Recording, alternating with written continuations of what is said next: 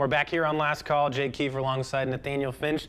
Nathaniel, let's pivot and let's talk some NFL. I know there's one player in general that you really want to feature, and I think it's a great feature. Brian Robinson, what a player here. Came into the year for Washington.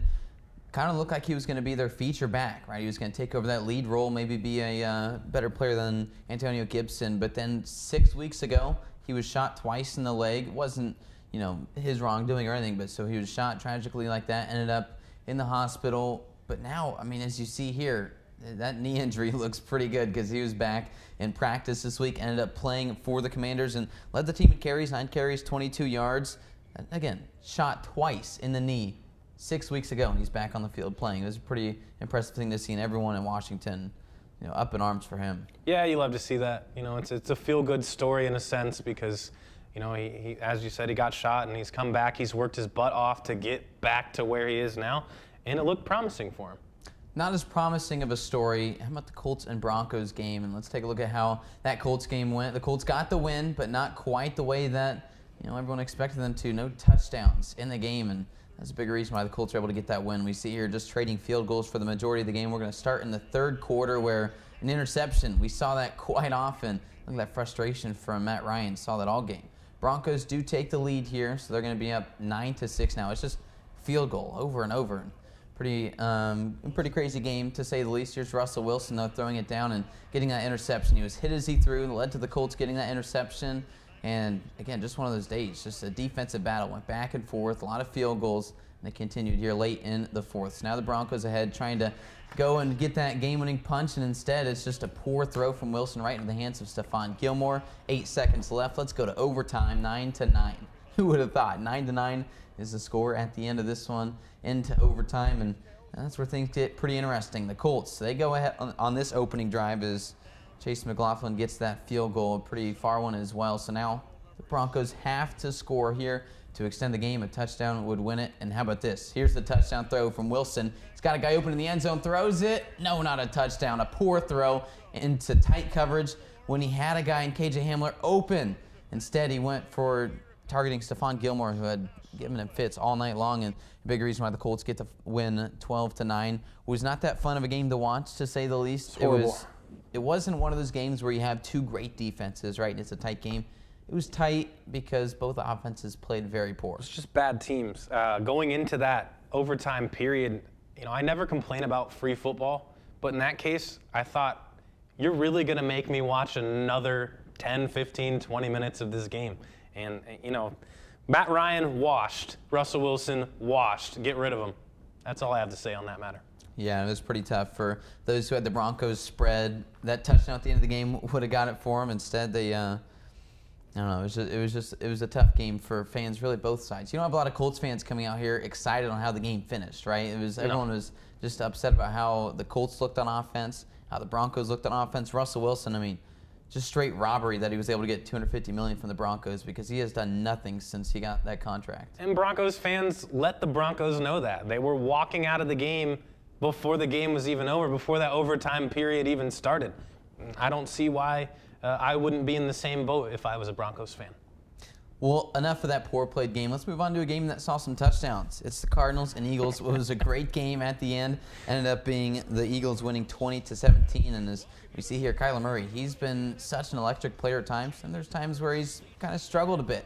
Hurts also, both those guys playing at Oklahoma at stretches of their careers, as we see Jalen Hurts not giving up, and the pile pulls him, not pushes him, but pulls him into the end zone. He keeps his feet moving, and it was just a great game for Hurts, who ended the day with 2 rushing touchdowns, ended up with 239 yards through the air. He's just such a dynamic talent, and he's the reason why the Eagles are the last undefeated team in the league, 5-0. Never thought I'd hear those words come out of your mouth, Nathaniel. No kidding. Especially looking at how the team was last year, even the year before. They've really struggled up in Philadelphia, but it's been a different team this year, and Nick Sirianni really has these dogs going. Yeah, and it was kind of a battle of mobile quarterbacks. Jalen Hurts led the Eagles in rushing yards. Kyler Murray second on the team in rushing yards. But they were able to step back in the pocket a little bit and throw some strikes. Marquise Brown, 8 receptions, 71 yards, 1 touchdown. Devontae Smith, 10 receptions, 87 yards, kind of blossoming into the wide receiver 1, 1.5, I guess, if you count A.J. Brown, that the Eagles really thought he would be when they drafted him. Yeah, and you just saw that last field goal that would have tied the game, sent it to overtime. Instead, a tough play. It was on the left hash mark, pushes it way wide right, 43-yarder. I mean, that's one you got to hit. Matt Prater was injured in the game, so it was a backup kicker that came in, but that's one you got to hit. Did his job. He did his job. Some notable defensive stats just to gloss over real quick. I find it fascinating. C.J. Gardner-Johnson, 20 total tackles, 1 tackle for loss. Ridiculous stat line. Isaiah Simmons, also 21 total tackles himself. I mean, there was a lot of defense played in that game, as you can see evidenced by the 20-17 score.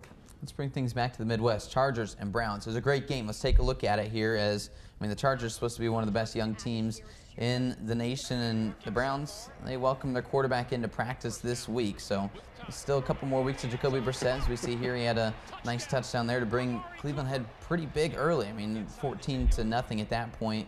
And Chargers end up coming back, and the final score on that one, 30-28. Chargers get the win, but goodness, it was a close, hard-fought game. Went back and forth. Yeah, Austin Eckler was on fire in this one. You know, you're talking about the youngsters there in L.A. Eckler's he's a learned veteran. You know, 16 carries, 173 yards, went for a long of 71, scored a touchdown there, and scored a touchdown through the air as well. I mean, he looked very good on 4 targets. He caught all 4. So I'm very impressed by what I saw from Austin Eckler. How about Mike Williams? It's been kind of an up-and-down season for him. He's got stretches where he goes through and has a monster game, and then times he disappears. This was the monster part. 10 receptions, 134 yards. It was a pretty impressive day for him, and you got to hope that he can kind of blossom into that #1 role. He just got the big contract. Keenan Allen's been kind of in and out of the lineup, getting older, of course, so you need Mike Williams to come in and get those big gains, and he did. He did well. Mike Williams is back. I'm not afraid to say it. I'm a big fan of him, and I think he'll continue to improve throughout the season and improve upon that showing. On to that Sunday night game, your Baltimore Ravens hosting the Bengals, and it was a pretty fun game. Of course, one of those kind of like the Colts Broncos. It wasn't a lot of scoring, and it was an interesting game where the Ravens ended up getting the win. Of course, Justin Tucker, the greatest kicker of all time. One of the greatest, I mean. The greatest to ever do it.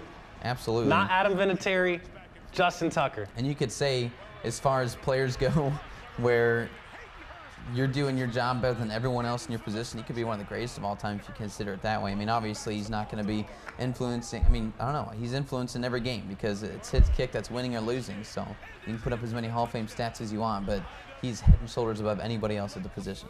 Yeah, you got to be confident if you're Harbaugh, knowing that you can put the ball in his hands or, I guess, his feet in those cases, and, you know, 9.9 times out of 10, he's going to come away with a field goal. And you see the game-winning 43-yard kick that propelled them with that win against the Bengals, 19-17, the final score there. And it was probably pretty promising as a Ravens fan to see the team not blow the lead, because that's been an issue. They started 10-0 at home, and there's been a few games this year where they've got that lead at home, and they just watched it disappear. Yep. It did disappear. Bengals tied it up, but then it was all Ravens in the second half. Yeah, I'm very confident going into next week. Now, that doesn't mean that same Ravens team that blows leads won't show up. Yeah, right. We've seen it in multiple years, evidence. So, I'm looking forward to seeing what the Ravens do next week and how the Bengals bounce back. I still think the Bengals are a good team, regardless of what their record shows. Lamar did better with his feet than he did his arms, something that doesn't happen as often, but he's such an impressive player running the ball. Ended up with 12 carries, 58 yards. Through the air, though, only 174 passing yards, a touchdown, and a pick. So it'll be interesting to see how he kind of continues to develop this season and bring this team where they've struggled to go late in seasons. Yeah, and you saw Devin Duvernay there. 5 receptions for 54 yards. They also had him in the H-back area, kind of like a Deebo Samuel role a couple times. Took some handoffs, and he picked up some big yards. So I'm very excited to see how Duvernay continues to expand upon his performances in the past few weeks.